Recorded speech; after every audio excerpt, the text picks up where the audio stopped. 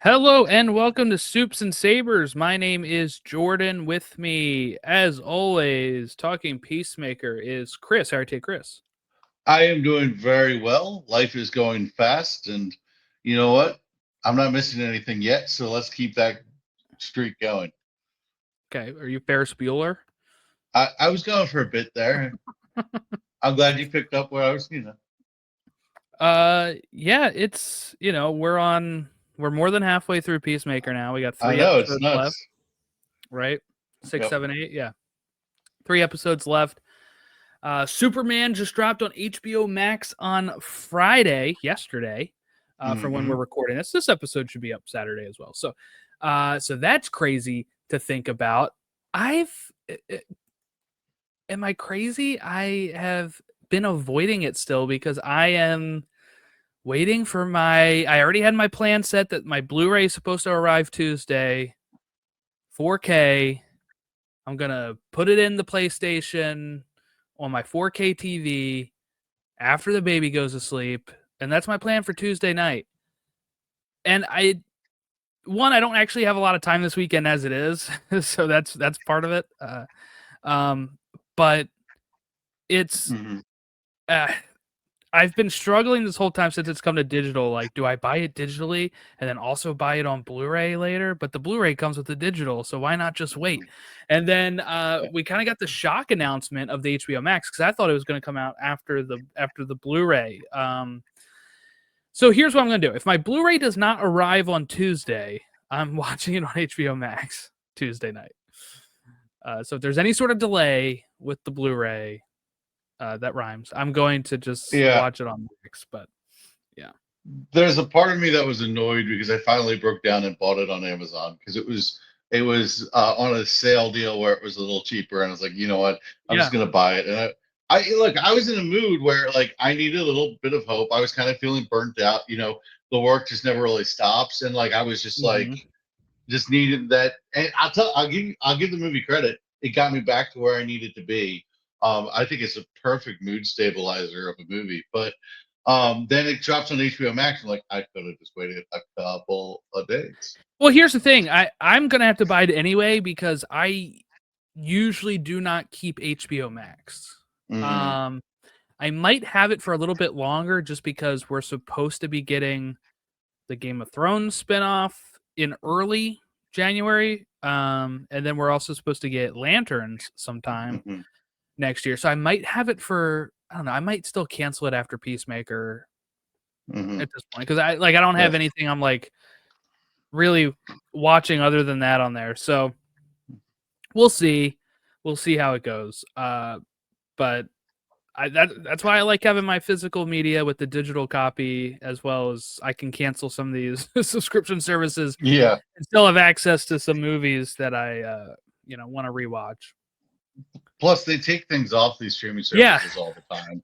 And I don't think they would take Superman off. It's but kind you of never their big know. winner, You never but like sometimes that Dark Knight trilogy cycles through right. there and leaves and goes Mm-hmm. somewhere Yeah, else. So I because mean, you Netflix never wants it actually for a know. month or two. Yeah. Right, right.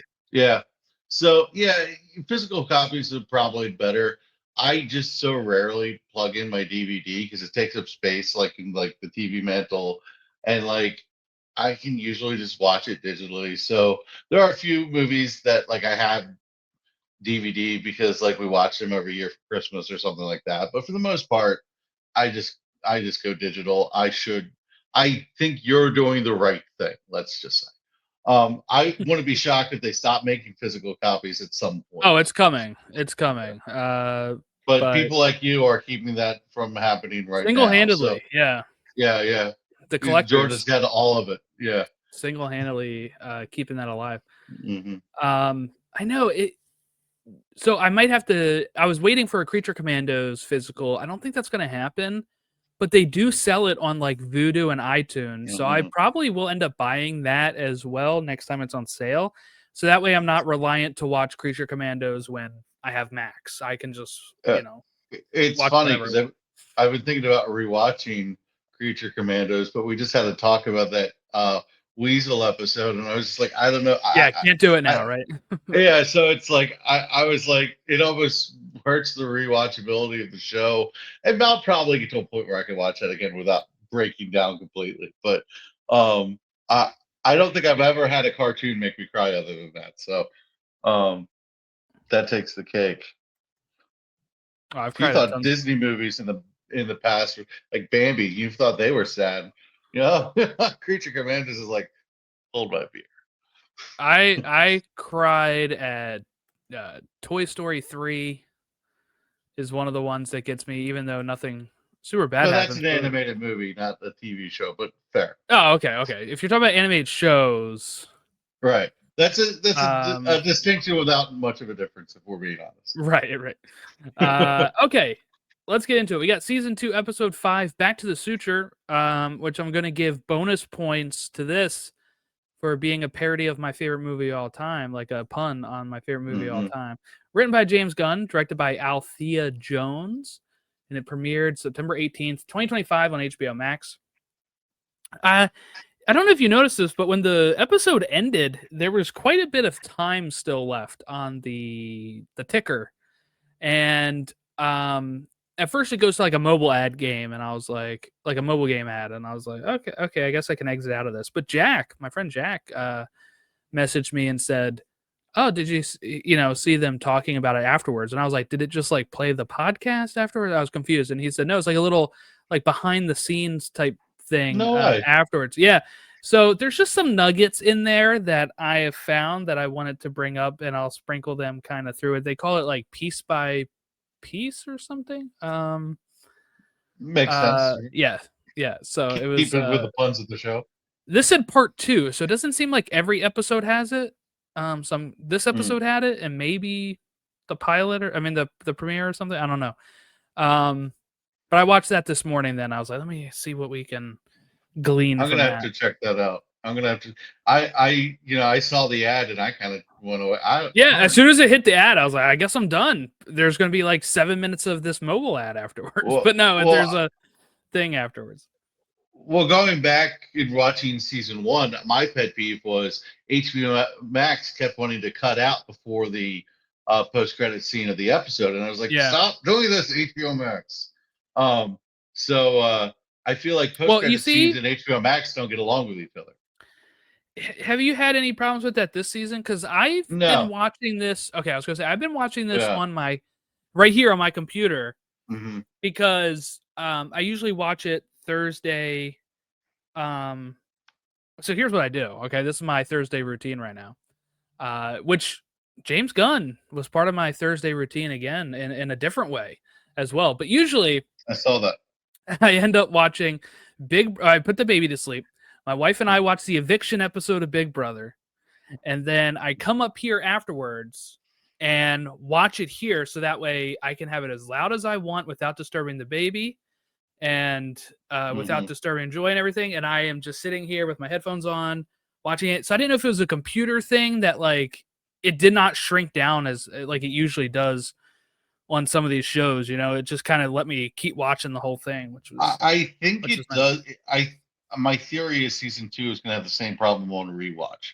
I think during the current season it doesn't do it. Maybe because other HBO Max shows I have found the same phenomenon. Okay. But HBO Max is the absolute worst with that problem. Right. So the reference there was James Gunn appeared on Big Brother on Thursday, and he was filming something Thursday night for them that premiered yesterday. I didn't get a chance to watch it yet, but no, he's a big reality TV fan. All of us were able to figure out the clues online when they showed a galaxy, a peace sign, and a bird in a plane. Kind of became apparent that it was James Gunn, which was a huge get for them, really. He's probably been the biggest celebrity guest they've had this season. Because he's a fan. They've had Jerry O'Connell, who probably the second biggest, or maybe he's bigger. I don't know, than James Gunn. I would say James Gunn is bigger, right now at least, name. Right? Yeah. I mean, like his time in the sun, anyway. Yeah, and then they also have had like who was it? Like this is a world I know nothing about. Was it Bobby Moynihan? Bobby Moynihan or somebody appeared in the first one this season, and then yeah. So it's like a spin-off show where they like kind of break down the action with a celebrity guest every other week, and James Gunn was the one this week. It's So pretty cool. got to see I him on my mean, screen and then watch Peacemaker right afterwards. So I thought that was curious. nice. I wish Peacemaker wasn't on Thursdays just because it interferes with Thursday night football. But what I've been doing is I've been like, all right, if I start Peacemaker relatively around 9, I'm really only missing the second quarter at like the beginning of the third quarter. So I usually just cut out unless the game's like great, and then I'll watch it after the game. So that means you may have missed the Phantom Kneel by Josh Allen that the Dolphins were protesting about. I did, but then I got caught up pretty quick. Yes, it's right Social, online as soon as social, you yeah, go. exactly. Yeah. So, and sometimes what I'll do is I'll like look at my phone and be like, am I missing anything? Yeah. Um, uh, the Well, problem see, with I peace, put my yeah, phone as soon as 8 o'clock rolls around, I put uh, my phone in do not disturb because of Big Brother, and then that usually ends at okay, 9. That usually ends at 9. This week was 2 hours long, so it ended at 10. So I knew I wasn't getting to this around 10. So mhm, then I keep my phone in do not disturb right, until I'm right. done Peacemaker, so I don't get tempted on Twitter and see a spoiler Like me or and Rhino anything was like that. spoiled. Like I was like, we started talking about the episode. I was like, has Jordan even seen it yet? Oh, I didn't see any of that till I was done. Yeah. And like, So look, I feel like I have to watch Peacemaker live because the internet like yes, loves to talk exactly. about the show. I don't think there's a show going on right now that people immediately jump on more than Peacemaker. I really don't. I think in terms of online discourse, it's about as good as it gets. I mean, there's not that many super popular shows going on right now. Peacemaker is really getting some attention, so I think that's cool. Yeah, so here is back to the Suture.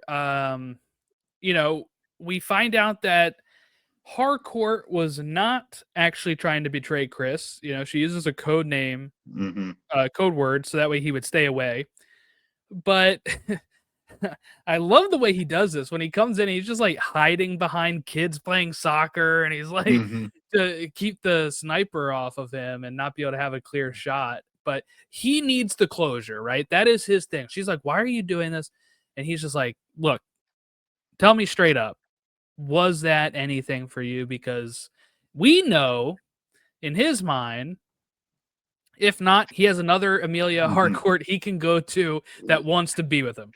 The tragic thing about this scene is that he needs the closure so bad, like he needs to test it so bad with her that he's willing to give up a world in which he has his brother, he has his father, they're all like loved heroes, and he has Harcourt. So his Harcourt, the real Harcourt form, mattered Yeah. that much that he'd even like stay around to ask that question And because I think that makes yeah, sense because that is the one he actually has the experiences and the memories yeah, with, right? We kind of talk about this when we're talking hmm, about um variants and stuff, right? Like when we hmm, talk about it where we're like, "Oh, well they can just bring in a variant version of Iron Man and keep it going." And it's like, "Well, we wouldn't care about him though cuz that's not the hmm, Iron Man we know." Right? Like yeah, that's not him.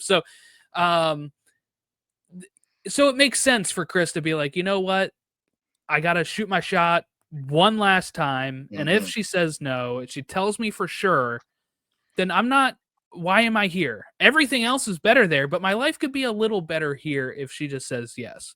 She yep. doesn't say yes, mainly because I feel like she wants to punish herself as well for having the feelings that she's had after he's the one that killed Rick Flag Jr. Hmm. So she's kind of like punishing herself that she can't be happy because there's that conflict in her about this. So then, she ends up uh, telling him no, and he's like, "All right, I'll leave." And then everybody starts closing in, and we get a kind of a standoff here. We actually get to see Sasha Bordeaux's cyborg side. So that was a big question. Like in the comics, she is like part cyborg. Um, you don't see that externally here. So people were like, "Oh, is this like pre that? Is it like Hmm. what is her thing?" No, she has like the cybernetic eye, and she's about to target him before Harcourt steps in to make sure that he is taken alive. Yeah, it was pretty badass move by Harcourt. And like the way it was shot, like where she's calculating it with the eye, that was a cool sequence. And that's, you know, that is the easiest way to do a cyborg when you're on a TV show. So that's Mm-hmm. great. Like, I'm not going to complain that you don't see it. Like, I think it looks better to have it be kind of like undercover like this, especially if I you're an feel like agent. the only cyborg you need to see an external cyborg part is Cyborg himself. Cyborg, yeah. Like that's a like part of his Metallo, character. Metallo as Well, well, probably. Metallo's not really. Yeah, I don't. He's really more of like a Kryptonian, like Kryptonite heart bot. But I guess he's a cyborg. Um, we're getting down in definitions at that point. But yeah, I think the way they did it looked really awesome, and um, I'm like, it was cool because it didn't stop anything for you, but you're like, holy shit, in the moment, and Yeah, yeah, that's that was my reaction. I was like, yeah, "Oh, yeah. we are going there. She is a cyborg." Like Okay, like, I knew it was on the table, but I didn't right. think they were gonna do it.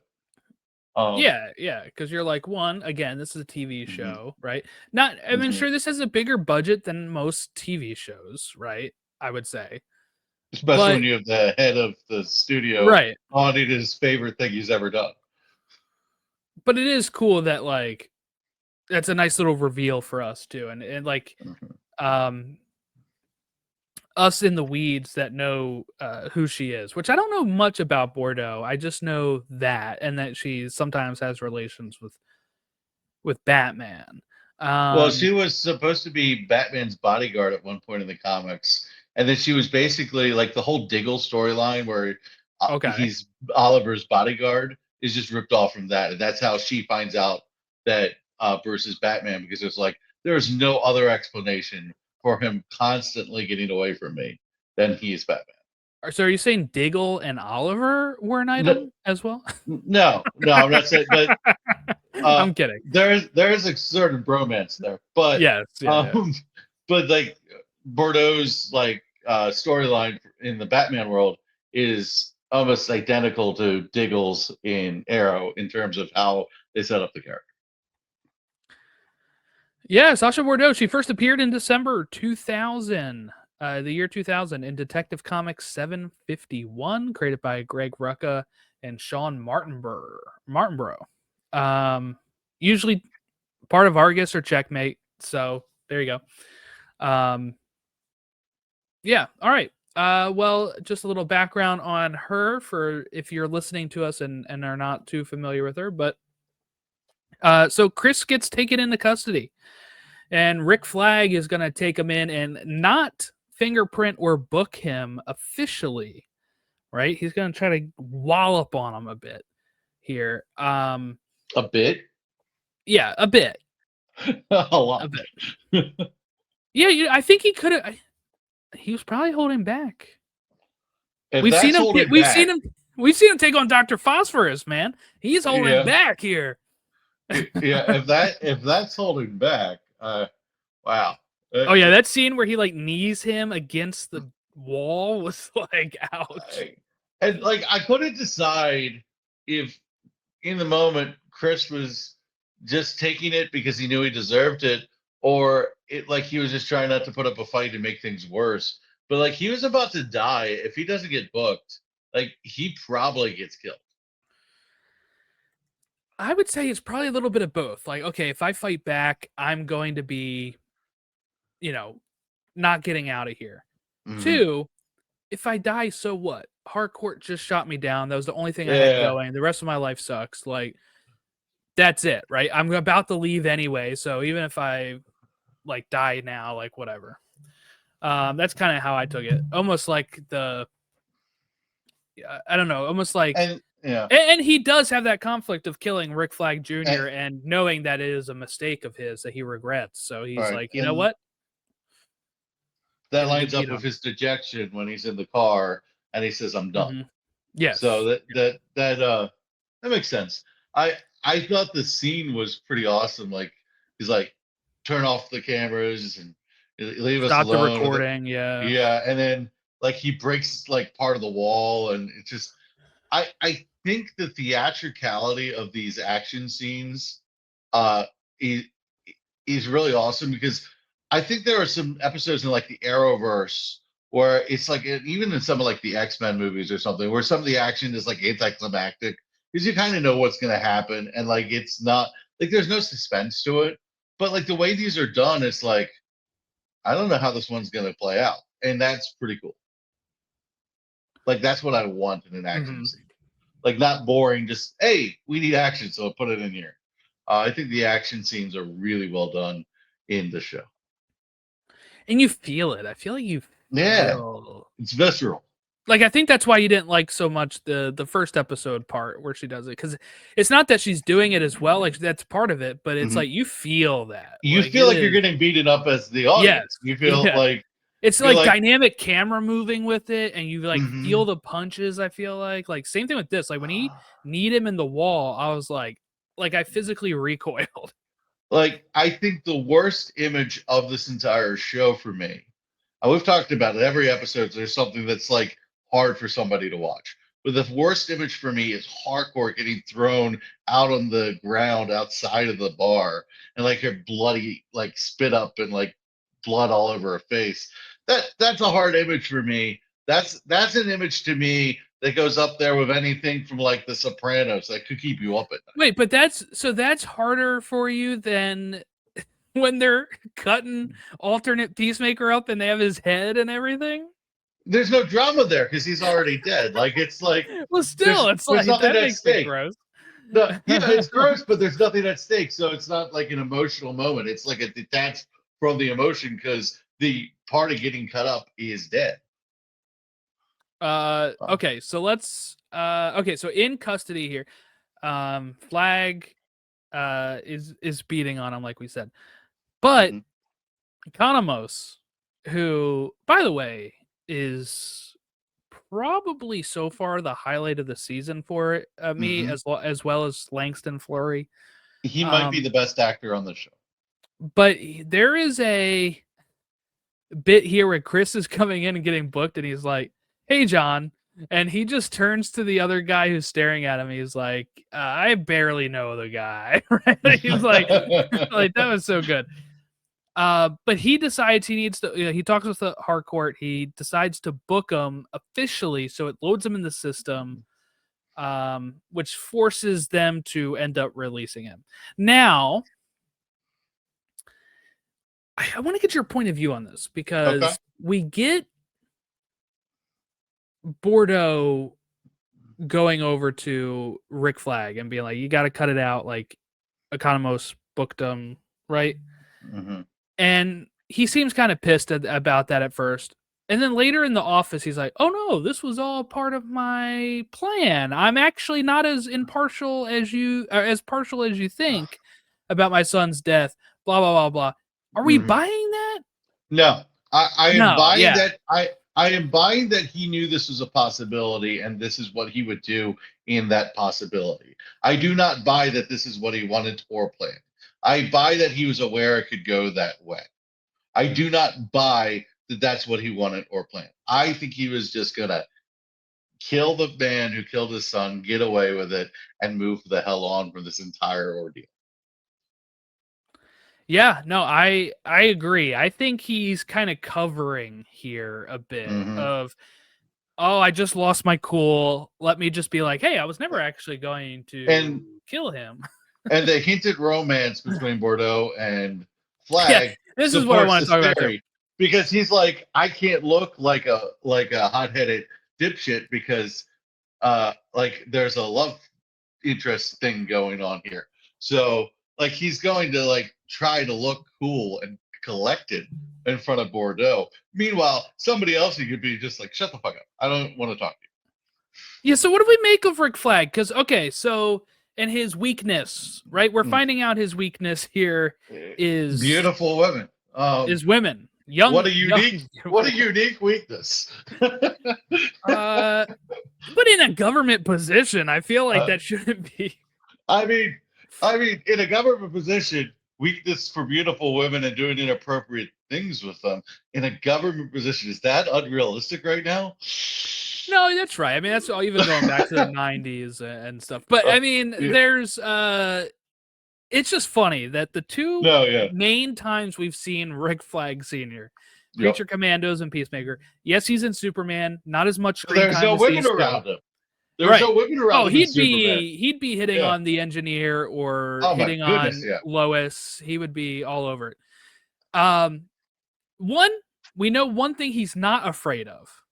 Mhm. That's age gap relationships. He does not care He does not if give a there crap. is No. 30 years between them. Okay, we see that with the princess of Pakolistan in Creature Commandos. Yeah, which plays worse because he has the gray hair and he looks older. Well, and that's why he dyed it afterwards. I guess he's like, hey, there's this new girl, Sasha Bordeaux here that I'm gonna dye my hair for, and Bordeaux. Now we know the princess. I think I don't know if it was official, but the princess was definitely playing Rick Flag. Oh, absolutely. Right? Yeah. Like she tried to act like she wasn't, but she was. Well, so the way the princess did it was, it's like, if I get this man to like sleep with me and care about me, he's not going to see behind all my little foils and plans. Whereas I don't think there's anything that insidious going on with him and Bordeaux. I mean, there's an age gap there. I don't actually have a problem with this particular age gap. It doesn't seem like completely creepy. No. I mean, look, like they're both grown. Exactly. Grown adults. It's not like, right. And it's not, the only way this gets really weird is if like he mentored her like when she was like just starting college or something, then it gets weird. It doesn't seem like they have that type of relationship. It seems like they're pretty new to each other, right? This is not a Bill Belichick relationship. Yeah. So Flag though, I don't know, the way Bordeaux was kind of doing this, I feel like she is playing him a bit. I don't know what her end goal would be, but I do think she's like, you know what? Let me use this. He seems to be buying into this. Let me like see what I can do, whether it's to get further up a chain here or she needs some information about something. But I want to know what they are. She really wanted to kill Peacemaker. Exactly. I don't know what her motives are. Did she want to kill Peacemaker because she has feelings for Rick Flag? I don't know. I don't know if she's trying to move up, if she's got an ulterior motive, if she's part of a different kind of I'll tell you what here. I'll tell you what Sol Rodriguez said here in the Piece by Piece. Okay, she says that maybe Rick Flag beating on Peacemaker kind of turned her on a bit. I can see that. It was hot, I think is what her words were on the thing. Something like that. So now I don't know. I think it was just the way that it came across with like then Flurry came in and saw it and like it seemed like she was, I don't know, it was like the certain look she had where I was like, I don't know if she is fully into him and if it's like some sort of thing like that. Yeah. But I mean, you don't need to be you don't need to be gay to understand that he's got the tall, dark, and handsome thing going on. Like is he tall? Flag? Yeah. I mean, he's not short. Well, let's see. How tall do we think? What's his name? I think he's 5'10", 5'11". Why am I blanking on his name right now? Frank Grillo. Yeah, Frank Grillo. Thank you. I got you. Height 5'10". All right, so he's about my size.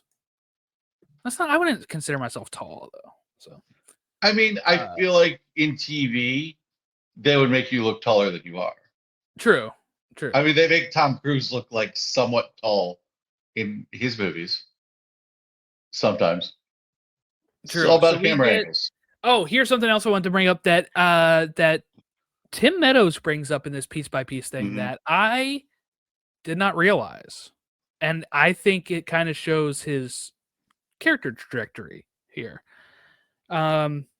So we know when he gets introduced with Economos, he asks Economos how he likes to be greeted. Handshake, fist bump, head nod, stuff like that.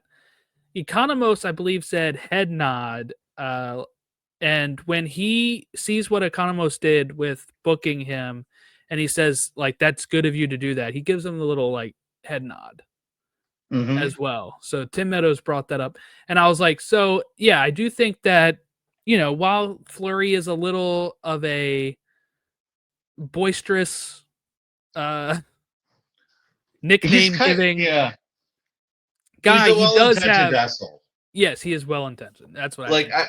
I think he's a well-intentioned guy who has trouble remembering things. He uses a sense of humor to put details in his life. You know what it reminds me of? It reminds me of something I was just watching the other day. Is one of the Office episodes where Michael Scott goes on the lecture circuit, and he goes to another branch and he gives them all nicknames like Tim Meadows does, and he like uses them as like a device to remember the person's actual name. Now it seems like Fleury is not actually remembering the actual names, No, but he's remembering the device.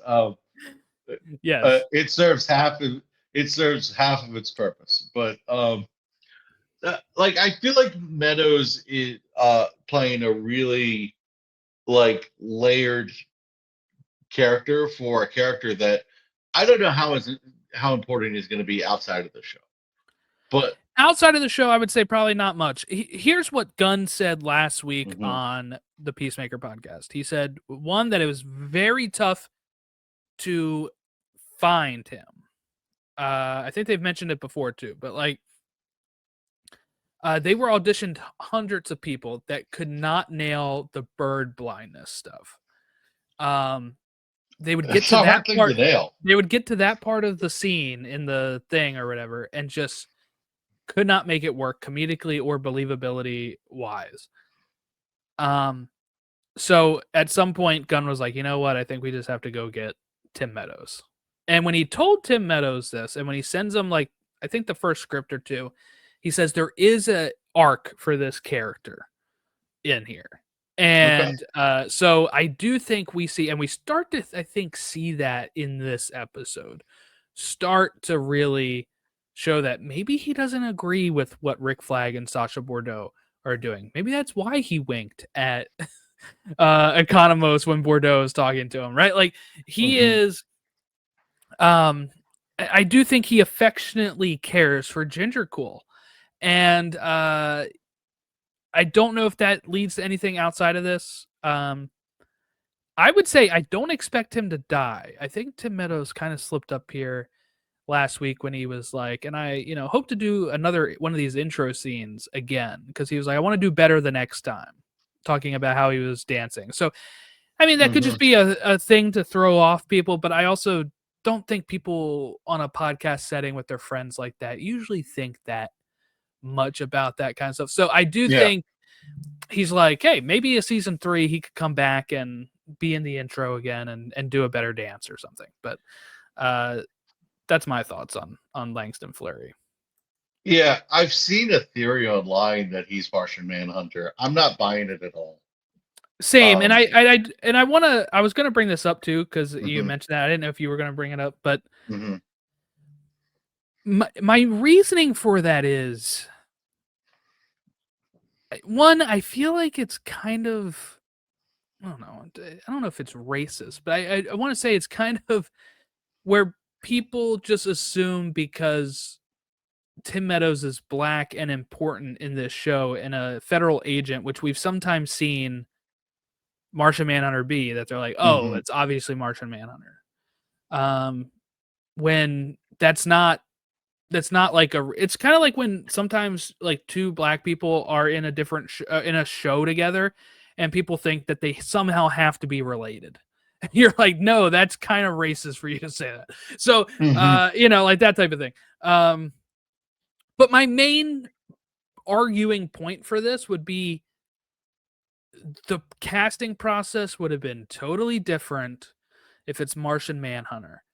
I don't think they would all hinge on this bird blindness joke. It'd be like casting Superman, not with how his chemistry is with Lois, but how he delivers a certain line to It would have been the super shit. How he reacts to super shit. Yes, exactly. That is not how that would work. Yeah. You know, I just don't think that's how it would work. I think he's just a classic comedy All right. character. And I don't think you would get a classic comedy character for Martian Manhunter, No. who is like one of Martian Manhunter's comic characteristics is super serious. And it's so tragic. He's Right. lost his like entire people. Like, You know, yeah, all the I mean, Martians, his children, his wife, like all of that yeah, stuff. and he was tortured. So like it's like Yeah, yeah. not only did he escape as like the last Martian, but like his whole family had this horrible fate that like unlike Superman's just like I'm a baby, I'm in a pod, I don't care.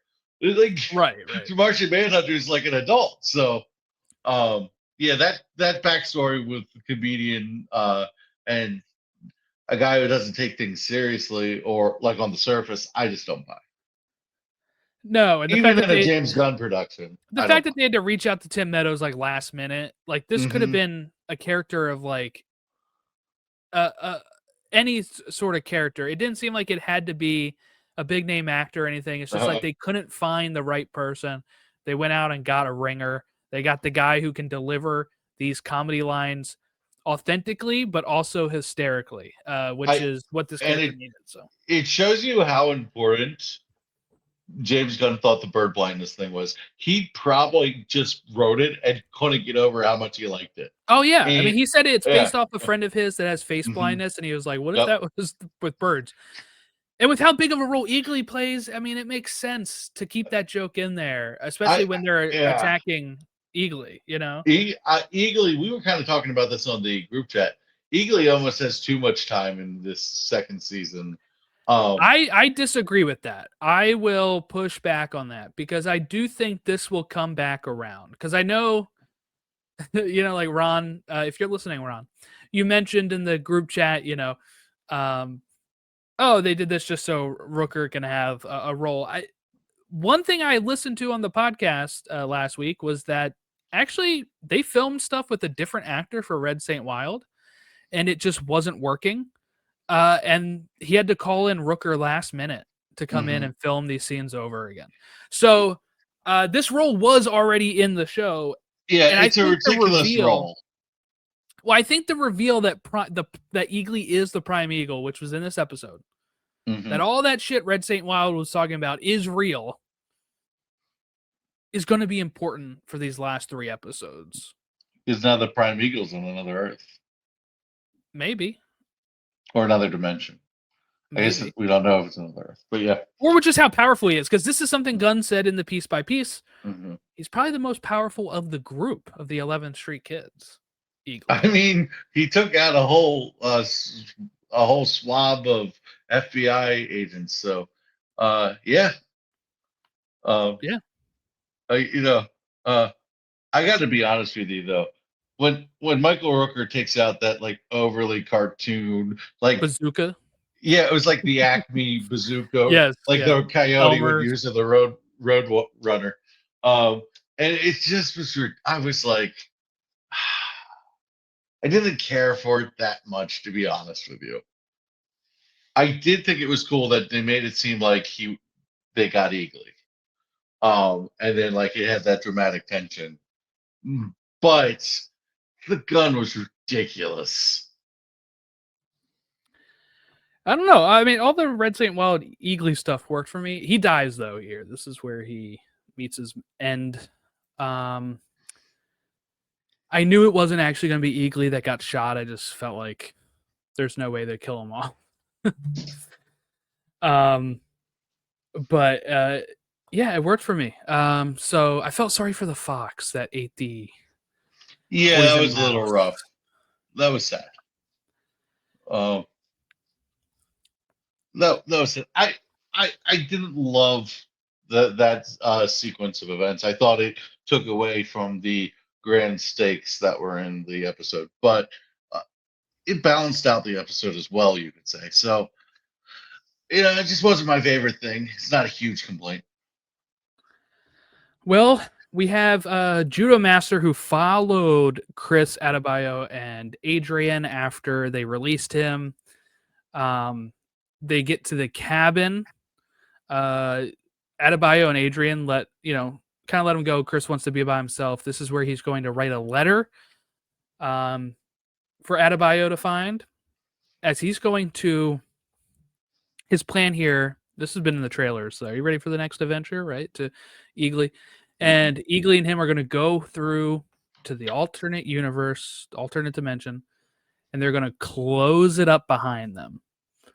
And then he wants them to be able to turn in the door thing, like the quantum unfolding chamber, to Rick Flag, to maybe try to use that to leverage their, stuff for working with Chris, and be like, here, there's going to be no more rift, blah blah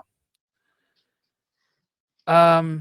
Judo Master stays and follows, and then he sees them go through, and he decides, I'm going to follow as well, and he writes it on a little notepad and enters, while we get Adebayo reading the letter to everybody. Adrian cries, which James Gunn says is the first time he really shows real emotion to other people, and is, kind of finding comfort into his arch nemesis, which he said is Adebayo, because of her, becoming best friends with Chris. But during this letter, he says that he's going to go say yes to Harcourt. Harcourt hears that and says, you know what, we're going to go back and get him. She picks up the little doorway QUC purse. I don't know, whatever we want to call this container. I don't know what it is.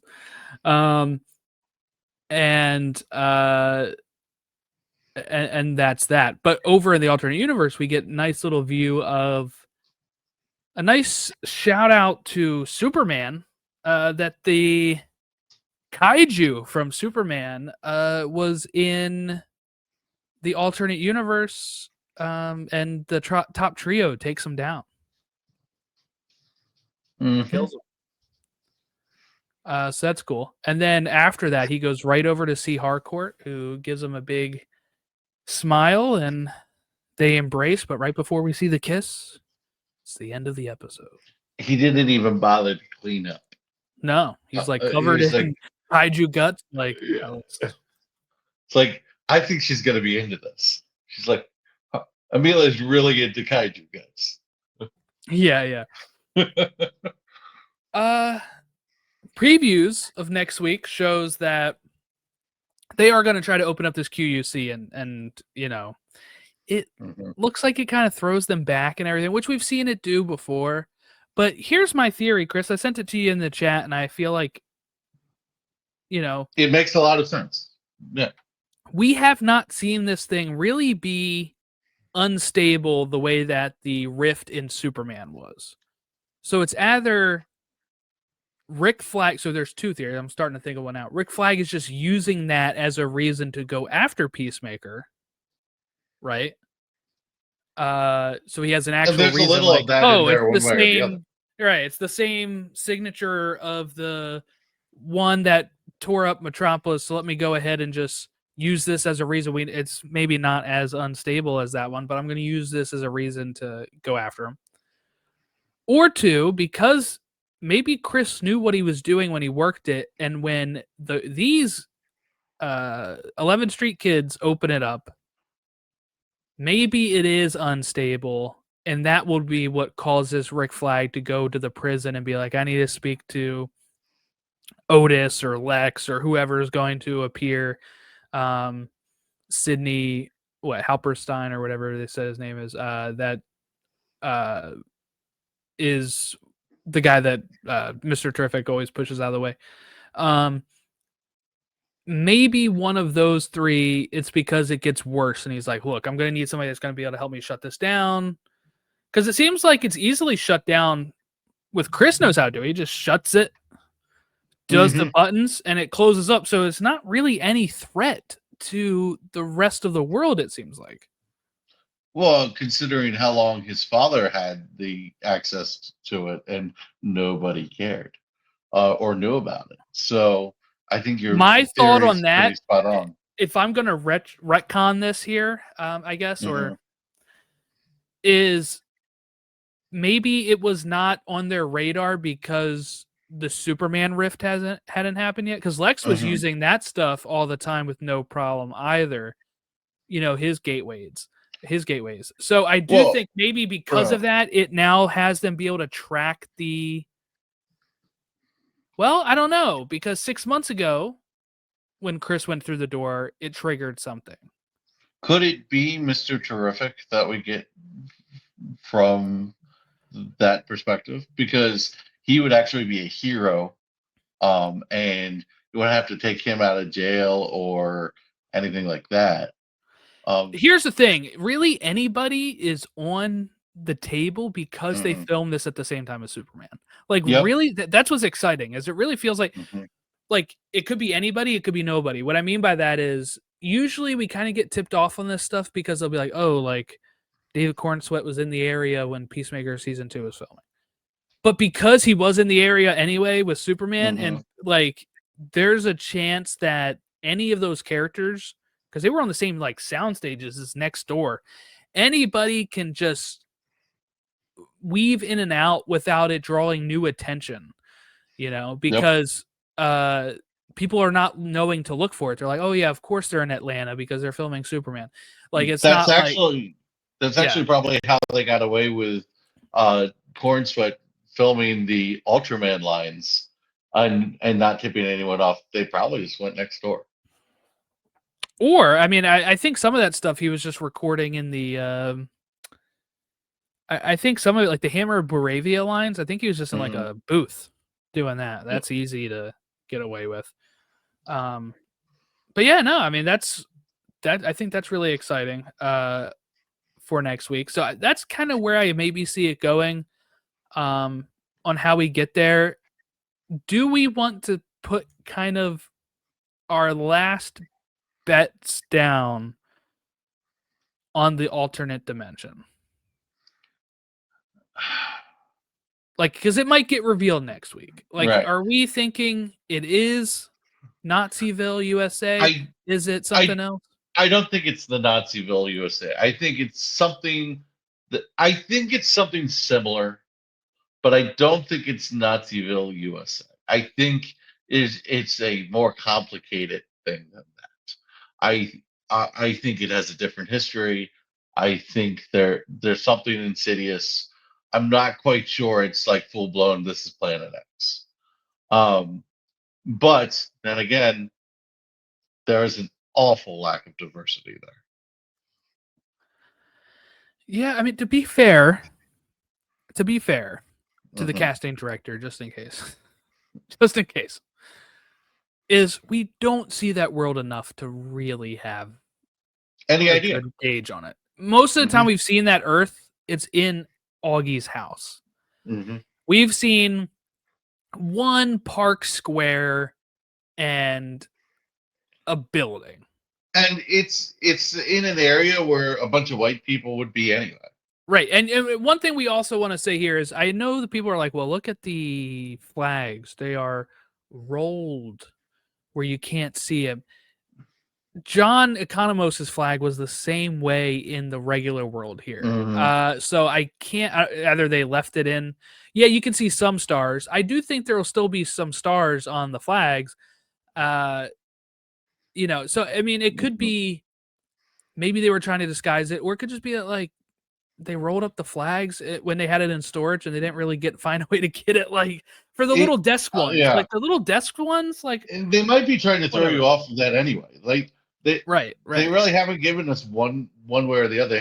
They haven't tipped the scales in that universe.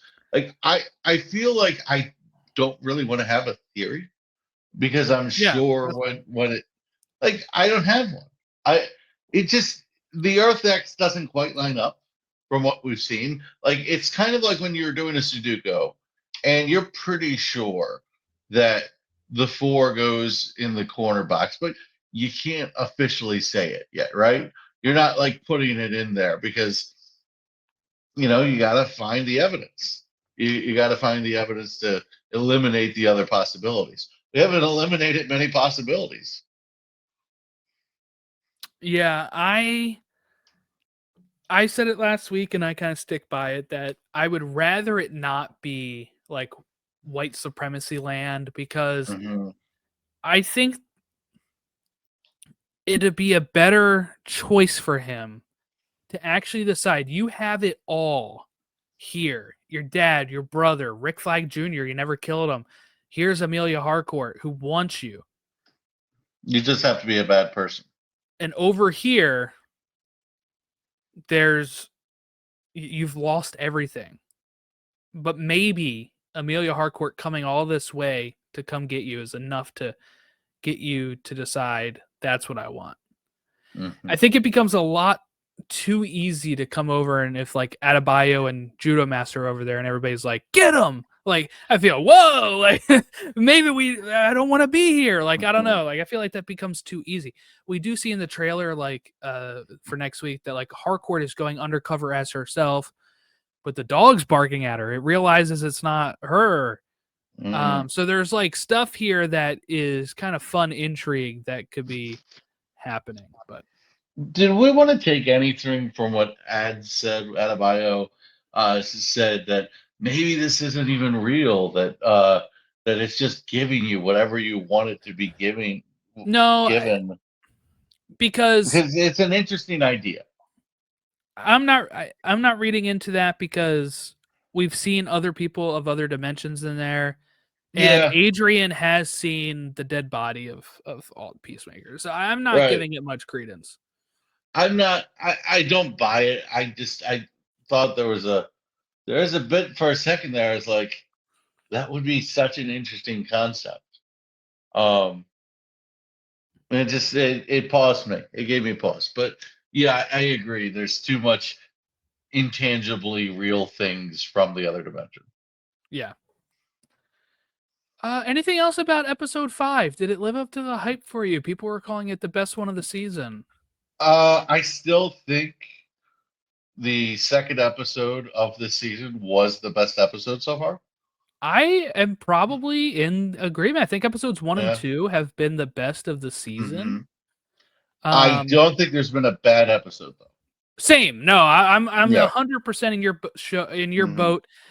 I've seen some people complain about the run times, which are not that different from season 1, and the pacing, but I just got to stress, I really like going into these characters and just Hmm. getting, Gunn made a very good point when he talked about Langston Fleury on the podcast. He said he's kind of filling in the Peacemaker role of season 1, where he's talking about sex and being kind of obnoxious, because Peacemaker is going through something right now and cannot be that character on the show.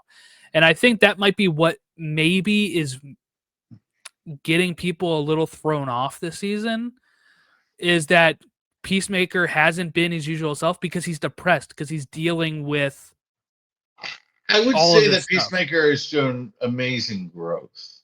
Yes. And I think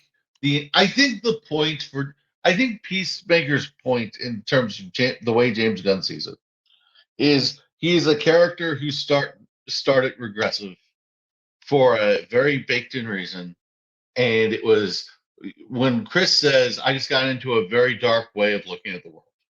I think that was a statement that you only say after the growth. You don't say that during the growth. You say that after the growth. You've Correct. processed Yeah. it. And I feel like the entire point of Peacemaker is to change and to show that there is not a finality to who you are, that you are not stuck in your past, you're not stuck in your mistakes. So when he writes in the letter, I don't know if I can ever fix it or whatever he says in the letter, that he can't, retribution or whatever can't be had in this world. He can't fix it in this world, but he can do it in the other world. And I just think the fact that Chris isn't an idiot in this show, that he's shown growth. I think if you're upset with that, you're missing the theme of the entire series at this point. Well said. Okay. Any other thoughts before we wrap it up? Nah, I think I got everything out of my system. Okay. Well, we are at Soups and Sabers, all of our social medias. You can find us there. Give us your thoughts on Peacemaker, or anything that you're thinking of. Happy Batman Day. We're recording this on Batman Day, so happy Batman Day. Batman. And yeah, we're actually about to go record a special episode for a podcast that'll probably be dropping in October. It's been announced before, but we're going to be releasing Enter Flash Time. I'm thinking of October 7th for the episode 1 because it would be the 11th anniversary of the show. So I think that'd be pretty cool. But just, if you're following us on Supes and Sabers, or if you follow at enter_flash time, I believe, for Enter Flash Time, you'll find the official announcement. I'll be retweeting it on all those accounts when it actually drops. But yeah, so that's where we look at every episode of The Flash and every episode that Barry Allen appears in the Arrowverse. So that's what we're about to go record. Hopefully everybody has a great weekend. We will catch you next time when we talk episode 6, Ignorance is Chris, written and directed by James Gunn, premiering this Thursday, September 25th on HBO Max. We'll see you then.